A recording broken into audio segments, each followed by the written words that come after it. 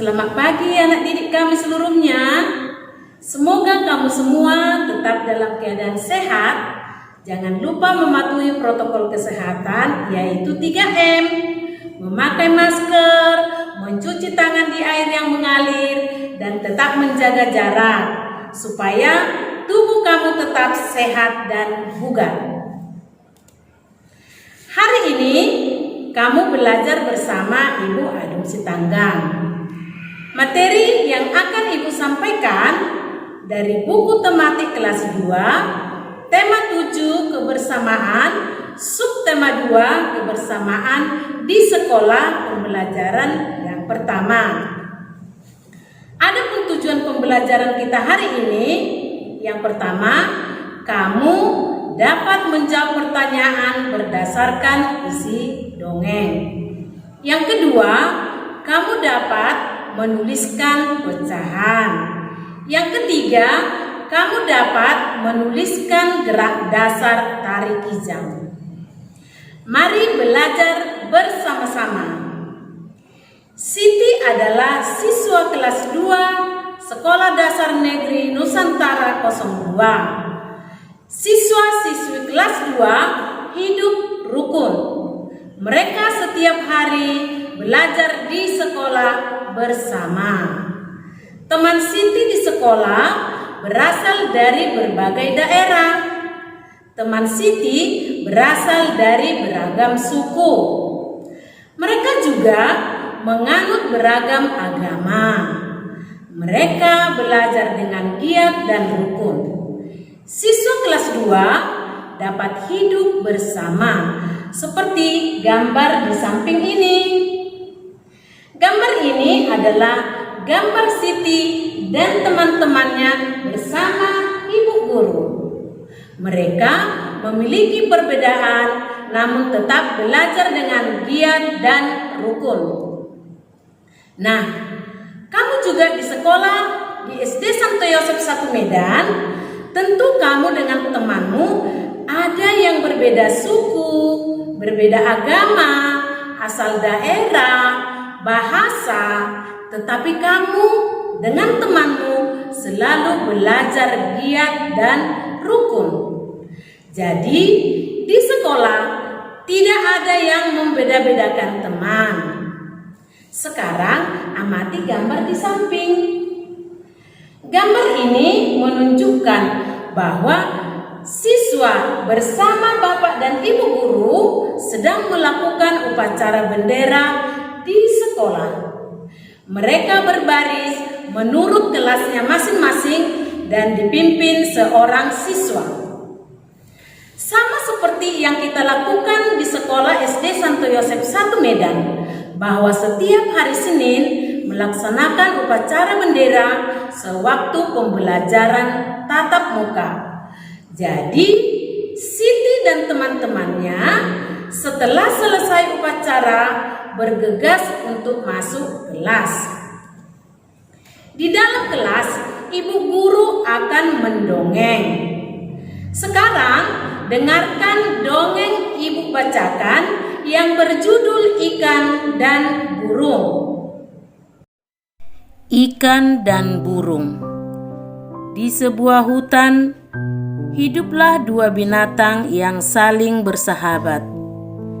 Binatang itu adalah burung dan ikan. Keduanya sangat dekat dan selalu saling membantu. Kedekatan keduanya ini tidak terjadi begitu saja, melainkan melalui suatu kejadian yang mengubah mereka. Ketika itu, ikan sedang beristirahat di pinggiran sungai. Ia memandangi biji-bijian di pohon tepat di atasnya. Kelihatannya biji-bijian itu enak dimakan, kata ikan dalam hati. Ia lalu berusaha meloncat setinggi-tingginya untuk mendapatkannya.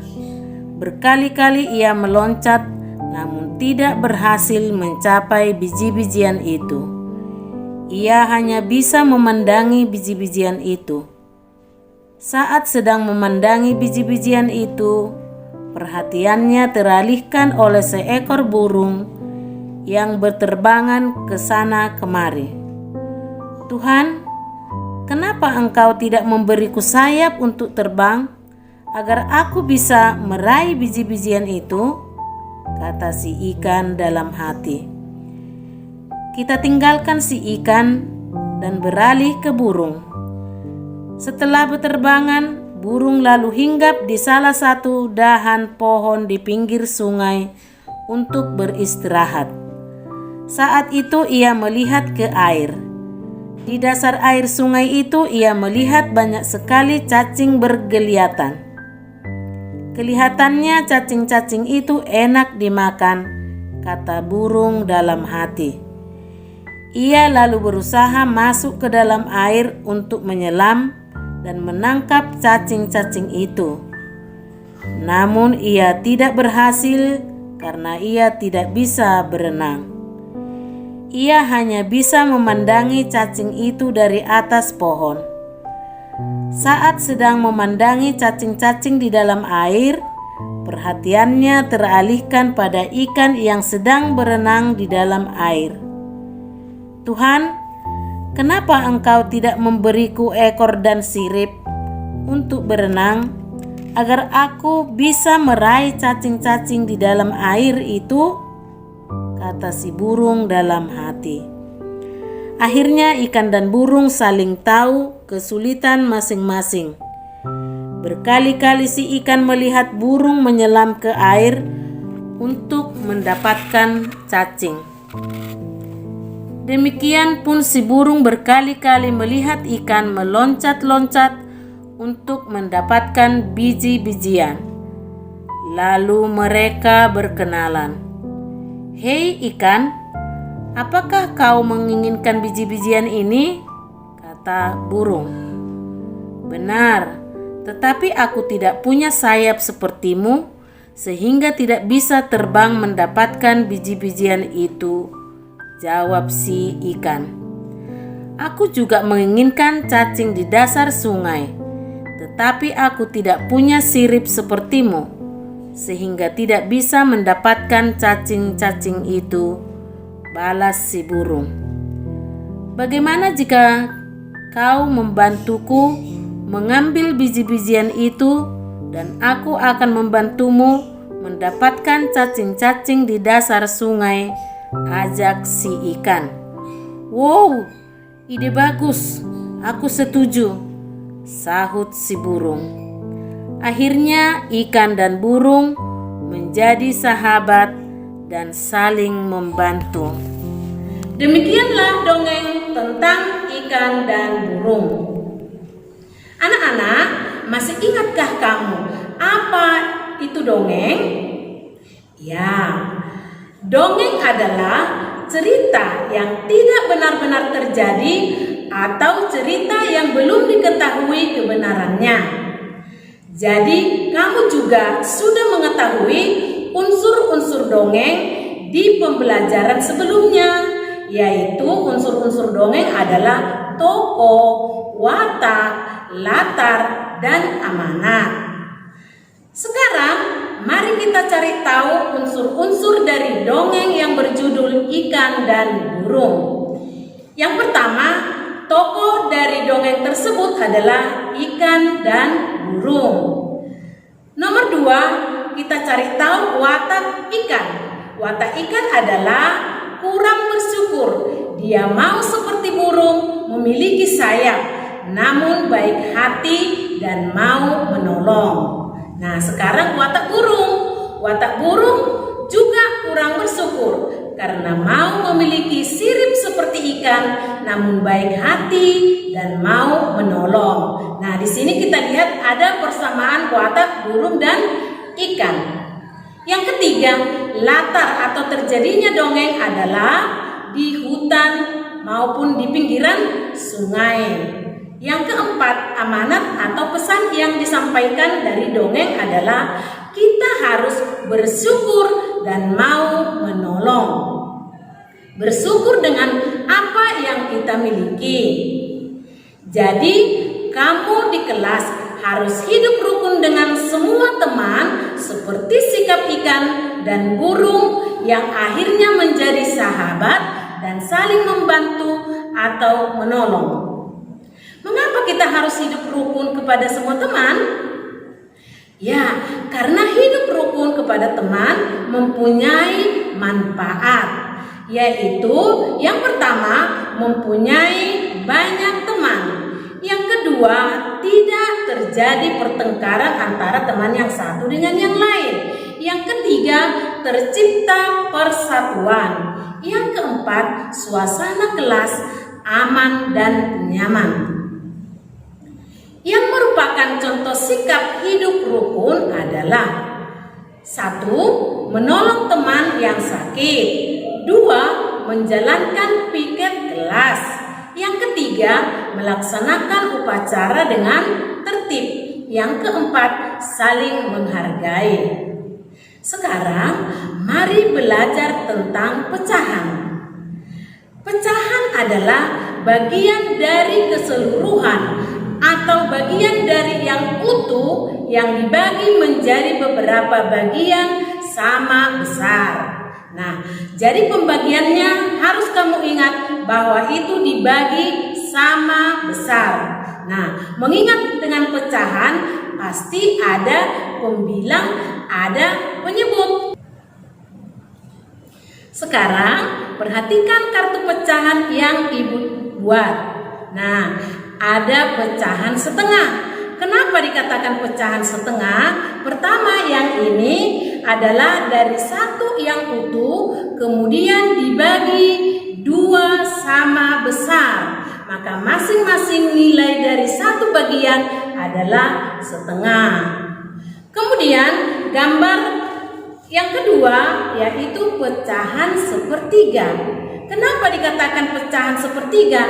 Karena dari satu yang utuh atau dari keseluruhan dibagi 3 sama besar, ya. Maka masing-masing nilai bagian, yang pertama sepertiga, kedua sepertiga, dan yang ketiga sepertiga. Kemudian kita lihat lagi gambar berikut.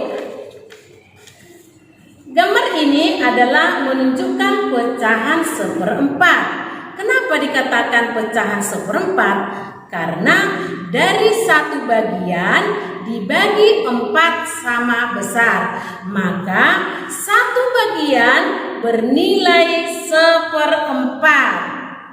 Sekarang perhatikan kartu pecahan yang ibu buat yang menunjukkan pecahan setengah dan bukan pecahan setengah. Nah, pecahan setengah adalah seperti yang kamu lihat, yang ibu pegang. Kenapa dikatakan pecahan setengah? Karena pembagiannya dari satu lingkaran yang utuh dibagi 2 sama besar. Maka nilai pecahan setengah dari satu bagian. Nah, sekarang untuk gambar yang kedua, pecahan bukan setengah. Kenapa dikatakan pecahan bukan setengah?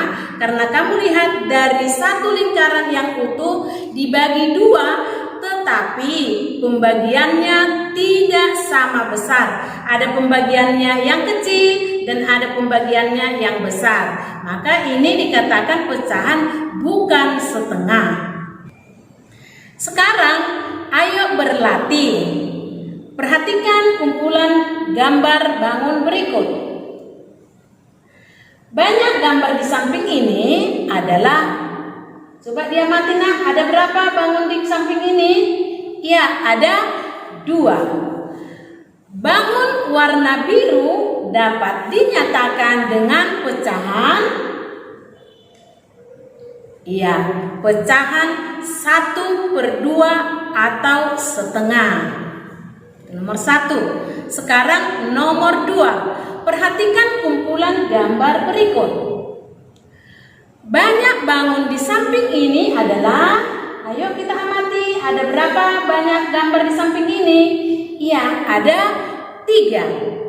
Banyak warna biru dapat dinyatakan dengan pecahan, iya benar, 1/3 atau sepertiga. Yang ketiga, perhatikan kumpulan bangun berikut. Banyak bangun tersebut ada, Ya, ada 4. Bangun warna biru dapat dinyatakan pecahan ya 1/4 atau 1/4. Sekarang mari kita perhatikan gambar berikut yang memilih pecahan yang pembagiannya sama besar, ya. Harus pembagiannya sama besar. Kita lihat untuk gambar yang pertama. Untuk pecahan setengah, gambar yang sesuai adalah, kita lihat gambar yang pertama atau gambar yang kedua. Ya, gambar yang kedua. Bagus, karena gambar yang kedua pembagiannya sama besar. Kemudian untuk nomor 2, untuk pecahan sepertiga, gambar yang sesuai adalah, kita lihat juga gambar yang pertama atau gambar yang kedua. Yang pembagiannya sama besar adalah gambar yang pertama. Sekarang yang ketiga, untuk pecahan 1/4, gambar yang sesuai adalah gambar yang pertama atau yang kedua yang pembagiannya sama besar. Coba diamati anak. Bagus, gambar yang sesuai adalah gambar yang pertama. Yang keempat, untuk pecahan setengah, gambar yang sesuai adalah, coba kita amati, yang sesuai adalah pembagiannya sama besar. Untuk pecahan setengah adalah gambar yang pertama. Jadi yang kamu pilih adalah pembagiannya sama besar, maka disebut pecahan. Sekarang mari mengenal gerak dasar tari kijang. Yang pertama, berlari-lari kecil ke arah depan dengan posisi tangan di kepala seperti tanduk. Lihat gambar di samping ini. Yang kedua, melompat ke kanan dan ke kiri. Posisi tangan lurus, jari membuka, posisi badan membungkuk seperti gambar di samping ini. Yang ketiga, menggerakkan tangan ke samping kanan dan kiri. Posisi kaki jongkok seperti gambar di samping ini. Gerakan tersebut dapat kamu lakukan bersama adik, kakak atau abang kamu di rumah. Demikianlah pembelajaran hari ini. Semoga kamu mengetahui manfaat hidup rukun, menentukan pecahan yang sesuai, dan menuliskan gerak dasar tari kijang. Tetap semangat dalam belajar. Terima kasih, salam sehat.